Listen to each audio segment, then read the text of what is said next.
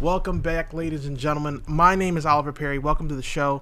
Today, I've got a naval officer recently executed on a multifamily not too long ago.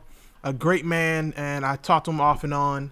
Vadim Rey. Vadim, say hello, man. Hey man, hello. It's Vadim. That's all right. We'll I work did on it again. Before we started recording, I literally did this with him a second ago, and I still did it wrong after practicing 20 to 30 times. This is getting ridiculous.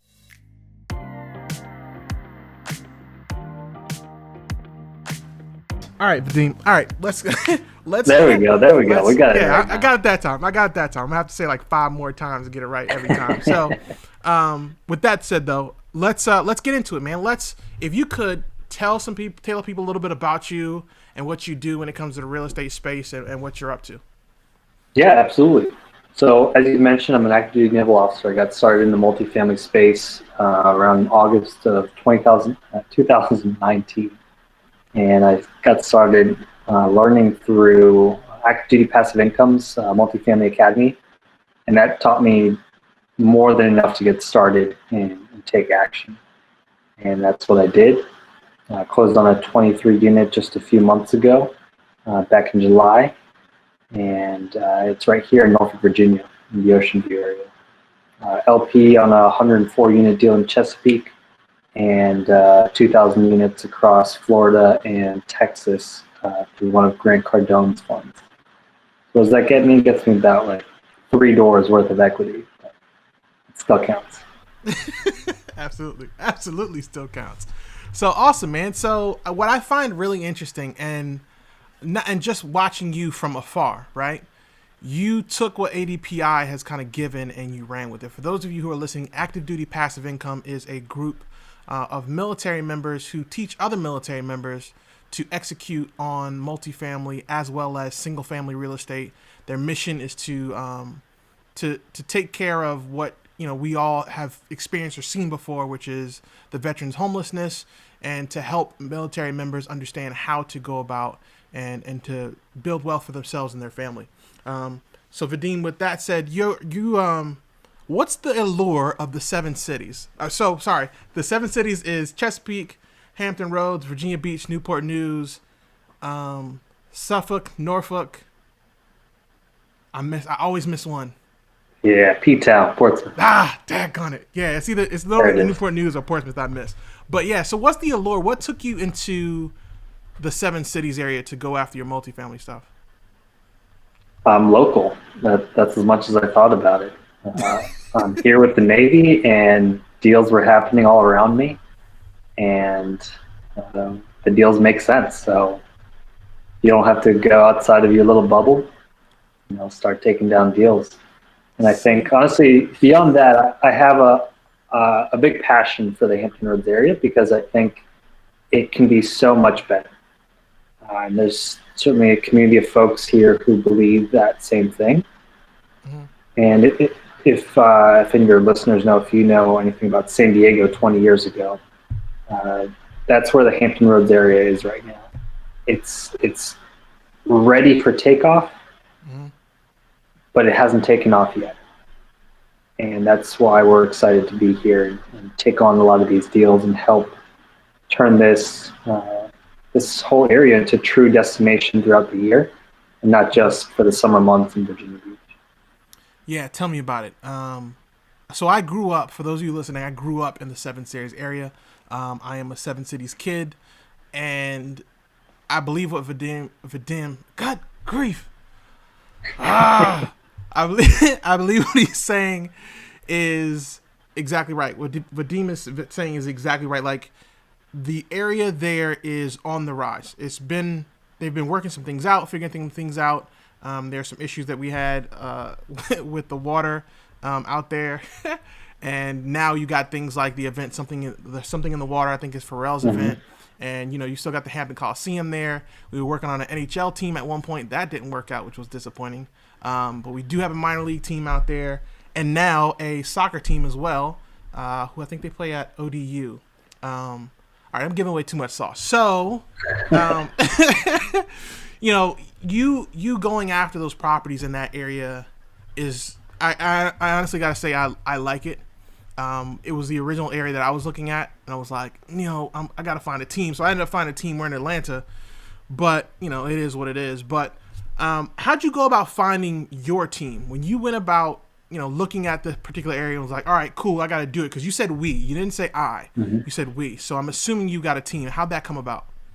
Absolutely, yeah. This is all a team sport. There's no I in this process. There's no I in multifamily. And there is literally the letter I, but the individual person does not win in multifamily. You definitely need to recognize that you're part of a larger team. I met my team through actually pre-COVID, back when we could actually all hang out in person and mingle and hug and shake hands and all that. And we met through a networking group around here.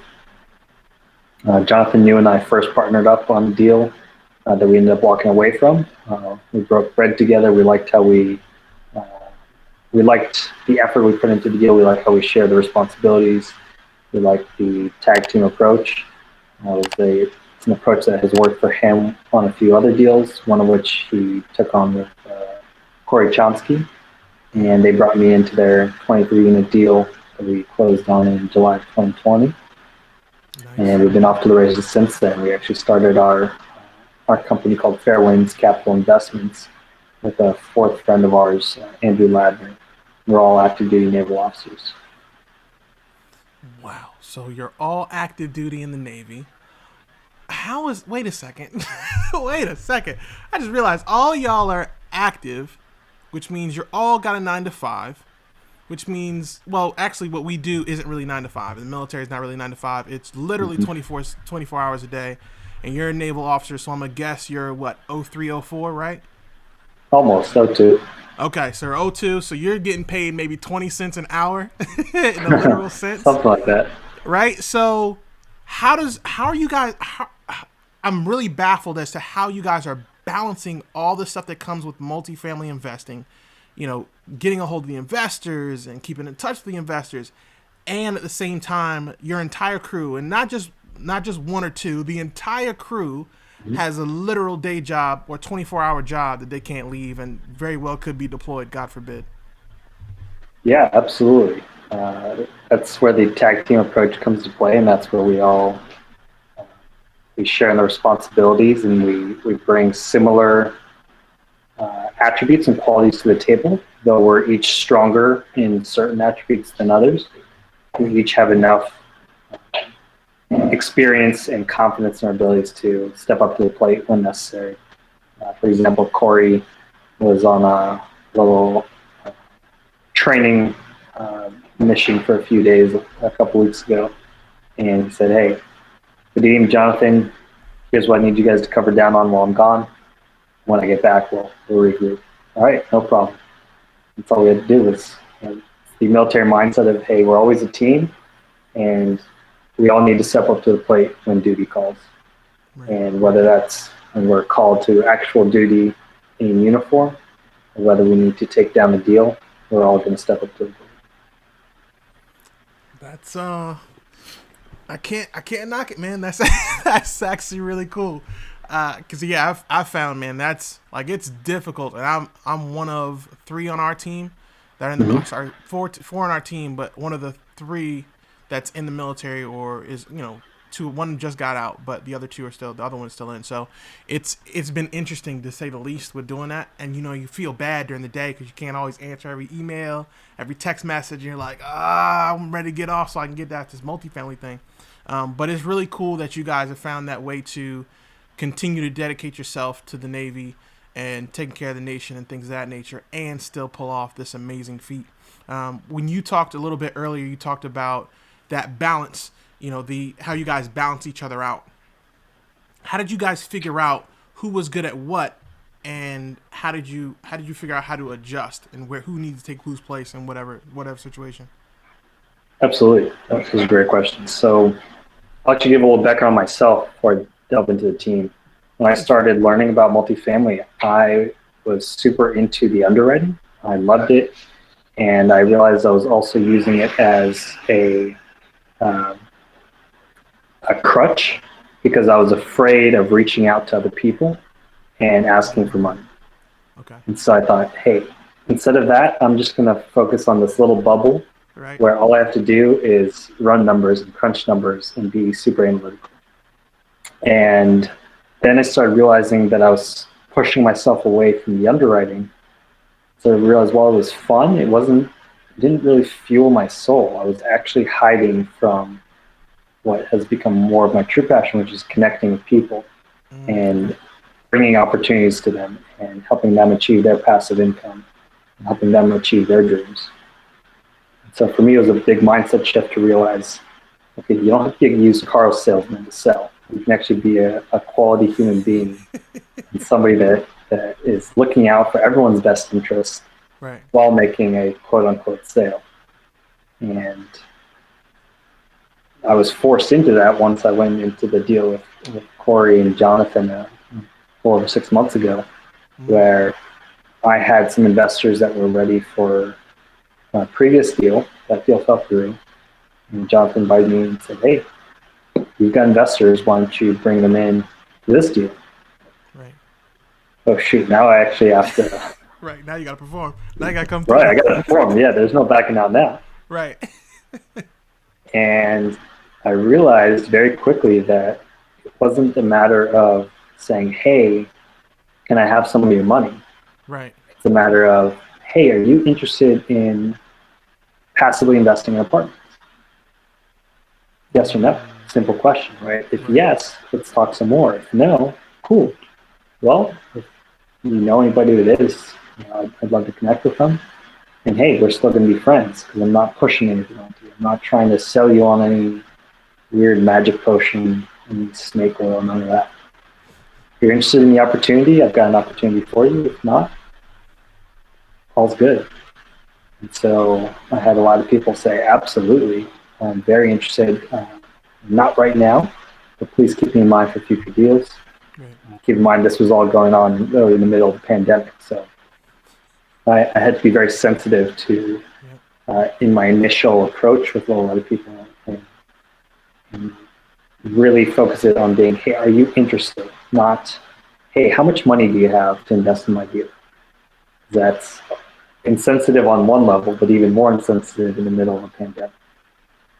And, I didn't know exactly whose job situation was going sour or actually going well.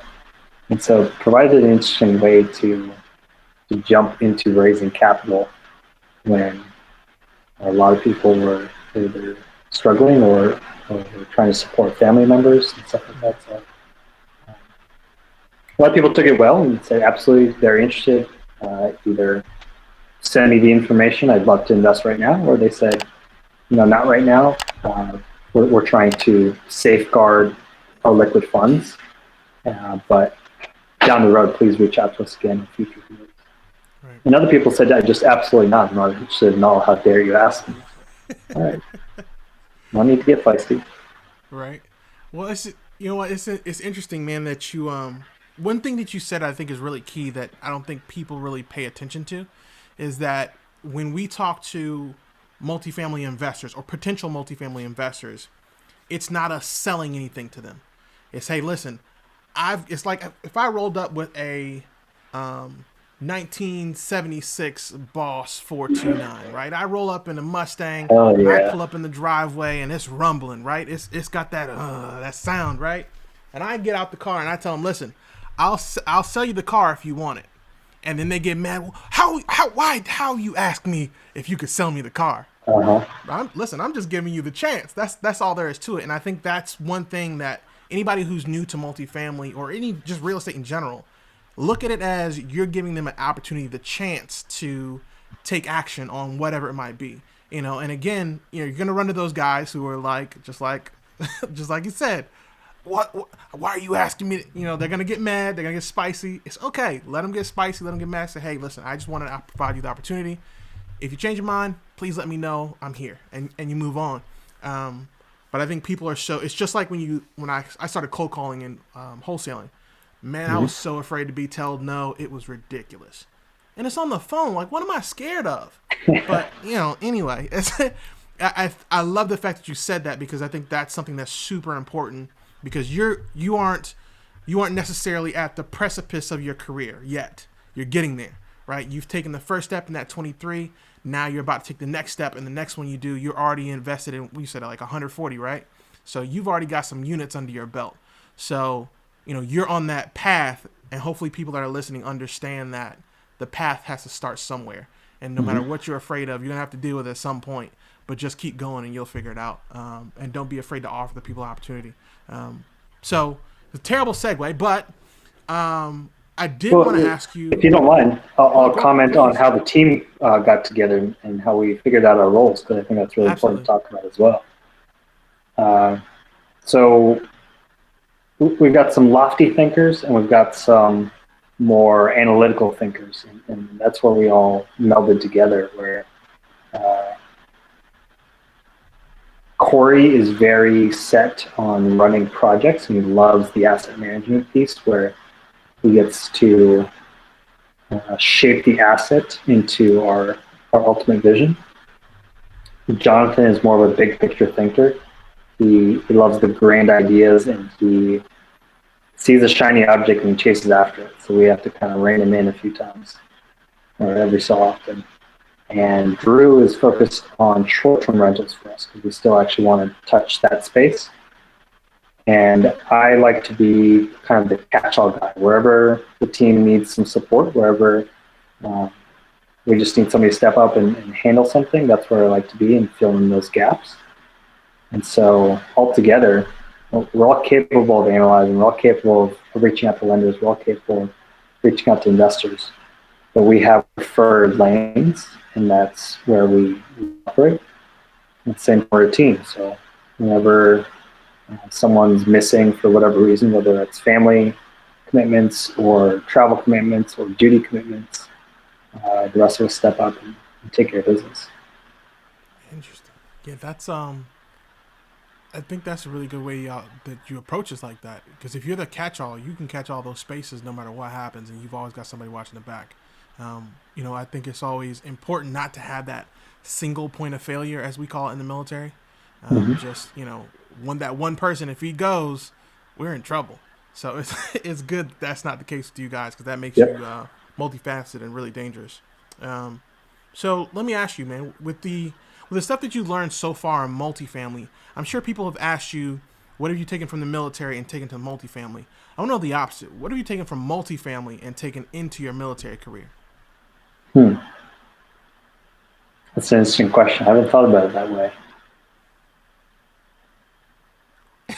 I think if no, anything, no pressure. No pressure. no, I appreciate the pressure. I like these off the cuff questions. I think what I try to take is that there's always a way to yes. Mm, And a lot of people will settle for no and just take that at face value. And I think that's a lot of people in the military will just go, okay, well, you know, the senior NCO I work for, or the chief I work for, or the division officer, or the flight commander, or whatever, they said no, so that's it. right. It's not the case. There's always a way to yes, and the question is how. Ideally, you want to go the legal route, right? You don't want to stir the pot too much. But sometimes you got to stir the pot legally. You got to get in there and mix things up and say, hey, what is a better way of doing business? How can we improve on what exists? And that's exactly what we do with multifamily, right? Value add opportunities where, all right, here's the old way of doing business. We're going to come in and increase the value. Unfortunately, the military is very rigid, for to better say or the for to say the worse. least. Yeah, that's putting it nicely. Yeah, yeah. I got to be careful with what I say. This is all recorded. Yeah, So, yeah, I get it, man. yeah, I get it. there's the rigidity is there for a reason, Mm-hmm. and at the same time, I think people hide behind that reason instead of figuring out better ways of doing business. So that's what I try to do. I think you're right. I wouldn't say rigid. I think the better way, and please correct me if you think I'm wrong. The better way, because I've always looked at it the same way and thought rigid. I was like, I don't know if it's rigid. I think it's more traditional. Like Hmm. we have so many in the military, we have so many traditions that have been a standard in whatever unit or whatever squadron you're in or whatever fleet you're in, and that's just the way they do it, right? It's long past the point where it made sense, but they'll keep doing it because that's the way it's been done. So not realizing sometimes that it's the same people who were the pioneers and groundbreakers who created the tradition that you're now going by, and just haven't, we haven't updated it, which is cool. It happens. But I think what you're saying is absolutely true. It is a little bit of a tough cookie to crack at times, Hmm. but that's how the cookie goes. It's how it rolls. So when I went through your bio and I read on your LinkedIn and I read some of the stuff you guys are doing, one thing that stuck out to me, and that was you said a statement that you wanted to create exponential good. I was wondering if you can go into that a little bit deeper as to what exponential good means to you and how that applies to multifamily with you and the team. Absolutely. In my eyes, exponential good is the good that comes out of paying things forward. Mm, When you touch one person who's uh, who then gets to affect other people in their circle, and then that continues to roll outward. For example, with multifamily, when we get to buy these underperforming properties, these properties where the mom and pop owners just haven't been taking care of them, we come in, we upgrade the properties, we take care of the tenants. We have been partnering with rental systems programs to help our tenants make their rent payments. We're not trying to kick people out. We want our tenants to stick around, and we want them to enjoy the homes that we're providing. When we do that, when you have a place that you get to live in, you don't have to worry about the heater breaking and not working for weeks at a time. You don't have to worry about the roof leaking. You don't have to worry about the toilet leaking. You don't have to worry about cold drafts coming through your front door. Everything is just taken care of. It means you get to focus on everything else in your life. You get to focus on your family. You get to focus on your friends. You get to focus on your home being a safe place. When your home is a safe place, you can focus on your neighborhood. You can yeah, focus on your social circle, your family circle. right. You get to pay that forward. You have more energy, you have more mental space, you have more space in your heart to care about other things. So that way we get to build a community in our properties. We get to build a community in our neighborhoods. We get to watch that grow into these into the cities where we're based. And same thing for our passive investors. We get to help them build passive income streams, which means they get to spend less time at their W-2s, more time with their families, more time being involved in their communities, whatever those communities are. And all in all, it gets we get to make this world a better place. And so buying one property and managing it, or buying however many properties we will be fortunate enough to buy, our results are exponential. Right? It's not just that we get to make money and the tenants get to have a nice place to live. It's Right. that the tenants get a nice place to live, their families do better, Mm, their neighborhoods do better, their communities do better. Our passive investors, their family life gets better, their communities get better, and it all culminates in a world that's better. wow. So basically, it's you helping. Once you help one, you help a million in that Mm-hmm. one. That's Jesus, man. I never thought of it like that. that's a that's a really cool way to think about it. So when you guys did that, and we'll take the example of the 23, for example. Mm-hmm. When you guys did that, how do you guys plan that out? Because exponential, doing the exponential good is a great thing, but you've got to take that first step and figure out, what needs to be fixed and what needs to be adjusted Mm-hmm. and things of that nature. How do you guys come up with that and really lay that down? Yeah. So Corey and Jonathan are our primary multifamily guys, and they have years of experience in the space where they can look at a property and get a pretty good idea of what it's going to cost. We also have great partnerships with local contractors who give us pretty great prices on regular upgrades and regular maintenance and whatever construction we need them to do. So, as with any deal, there's the initial due diligence when you walk the property, get a feel for what the problems could be. Then, ideally, once we get a property under contract, go through the inspection process with a qualified inspector, figure out everything that we can. And generally, we can look at a property and know what we're going to deal with. It's surprises are just that. They've got to be real bad for us to be surprised. Right. We know the local area, and we know the kind of properties that we're dealing with.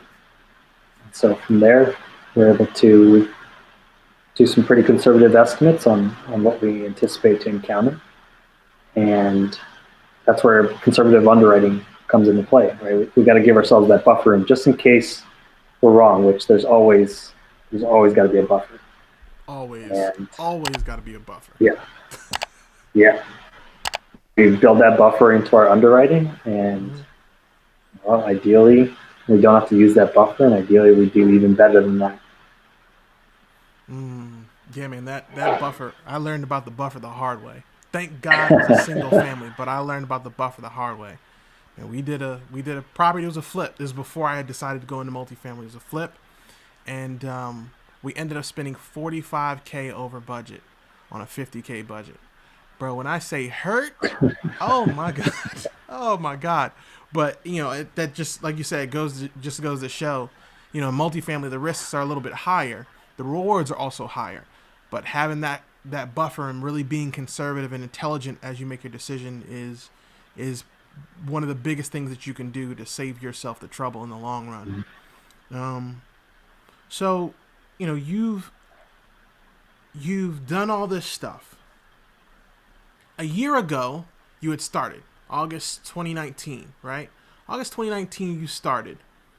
And you're here now. Have you taken the time to reflect on what you've done, and what have you kind of discovered from that reflection in yourself? I definitely have reflected, and I think I would have told myself to just get going.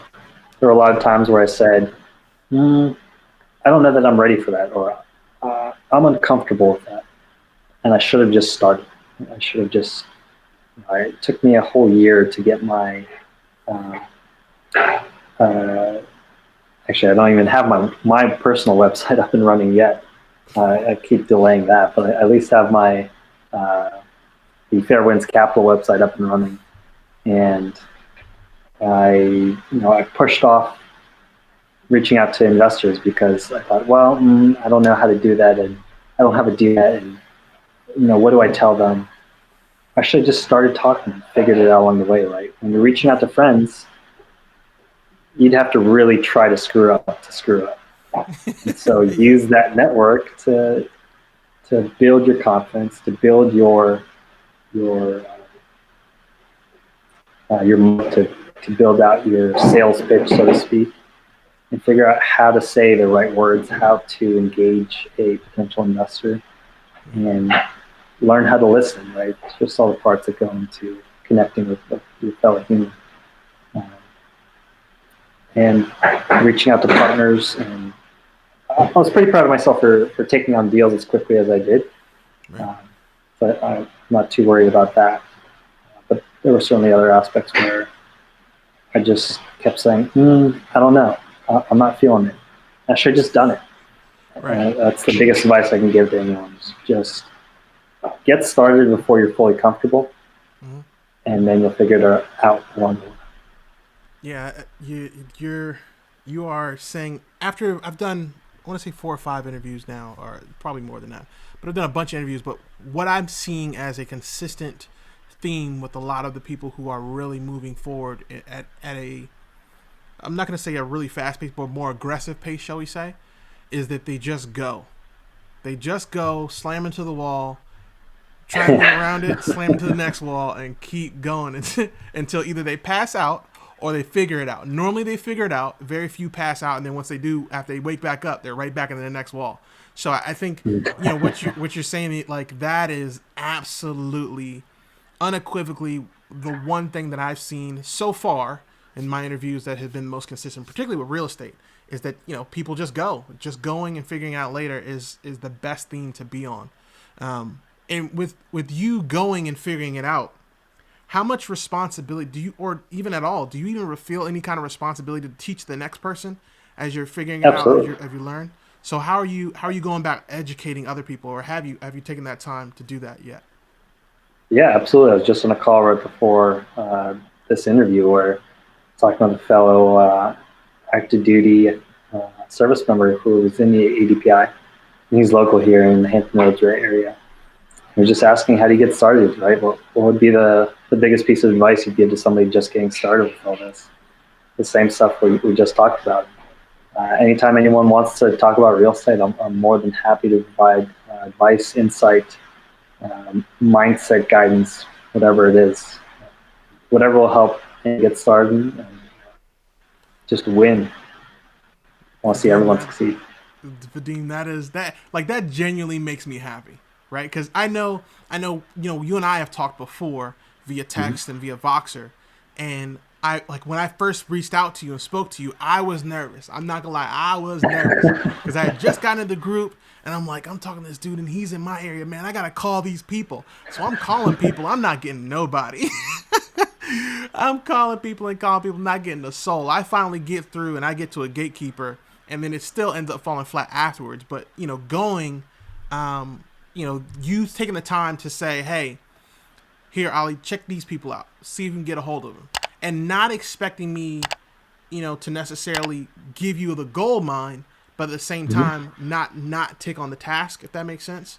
I Yeah, really appreciate the fact that you do that, not just for me, but on behalf of anybody else who's listening and has run into you, Vadim. I think that is awesome, absolutely awesome. I want to thank you on their behalf, even though they can't do it themselves. Um, yeah, man, thank you. that's awesome. Well, actually, I'll touch on that for a moment. When you reached out about just a list of properties to cold call, Mhm. that was me being lazy and hoping that you would take care of that for me. And honestly, once you started procrastinating that, I said, you know what? I can't put this off any longer. Let me just reach out to some of these people. And so I sent out actually some holiday cards to some of those owners. Mm. And one of them actually got back to me and said he's interested in selling, and we're trying to work out the deal right now. Are you kidding me? So you're telling me cold calling wasn't the way to do it? That's what you're saying? Us cold calling wasn't going to work because that guy wasn't picking up the phone for nobody's business. Possibly, I don't know. Everyone's different. You don't know exactly what they're going to respond to until they That's respond. true. That's true. That's very, very true. And one thing, if you're listening, one thing Vadim said just now is that he mailed off holiday cards. There's different tactics to marketing, right? You can cold call, you can send holiday cards, you can send text messages. In each category, somebody's going to cuss you out. No matter what you do, somebody's going to give you the heat when you get on the phone or you talk to them or you send them whatever. I've had people call before to myself and one of my mentors and just fuss him out because he sent a letter. But you don't know until you try. You don't know until you go. Just like Vadim said, I'm actually really happy that you got that. That's awesome, bro. That is really really awesome. Thank you, thank you. That's fantastic. Okay, so we're gonna start wrapping it up. So we do something called we got a couple questions that we asked that are maintained across all time. Yeah, First one is troop to task. And troop to task, just like anybody else in the military, troop to task is basically you tell whoever's listening one thing they can do to move their path forward when it comes to real estate and multifamily. And I'm going to give the floor to you. figure out your why. Mm, Once you have your why, the how will come together. The how is easy once you know why you're doing what you're doing. Why are you trying to change your life for the better? What end result are you trying to achieve? Once you commit to that, everything else is possible. Listen, if y'all not in ADPI, y'all have lost your minds. You're just ADPI training all day long. That's awesome. All right, so let's talk situational awareness. Situational awareness is basically where you give the viewer and listener something they can read or they can pay attention to again help them along the way in that path. I'll give it to you again. The list always begins with rich dad, poor dad, of course. You got to get into that The business investor's mindset. Bible. Yep. The Yep. investor's Yep. You Bible. got to get away from being an employee and start being a business owner and start being an investor. With that, there's a lot of other mindset books. Extreme ownership is great. You got to own your life. Don't make excuses. Doesn't matter whether it's out of your control or in your control. It's always in your control. That's Jocko And Willix, right? I believe so. Okay. Yeah. And actually, let me double check. I like it. I like it. On the spot check. I like it. I think. So Jocko, yeah. Yep, Jocko. Yeah, I've got the dichotomy of leadership. I got to get extreme ownership. I'm behind the 8 ball. That's all right. You'll get there. But yeah, That's the one awesome. thing that's always in your control is your mindset. If you control your mindset, you can control the quality of your life and the path of your life. All right, so I mean, there's nothing else I can say. There's nothing else I can say, man. I really, really appreciate you coming on and hanging out with me and talking. We're definitely gonna have to talk again after you execute the next one and after I execute Absolutely. the first one with our team, and then hopefully somewhere down the line we can do some investing in the 7 cities together because I want to help change my community too. So let the people know where they can get a hold of you. Absolutely. You can find me on LinkedIn or you can find me at fwcinvestments.com. Fantastic. As always, everybody, I'm Oliver Perry.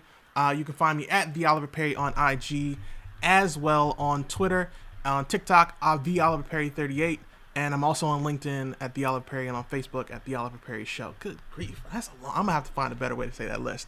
So it's been an absolute pleasure, you guys. Thank you again for coming on. We're gonna go. Y'all take it easy.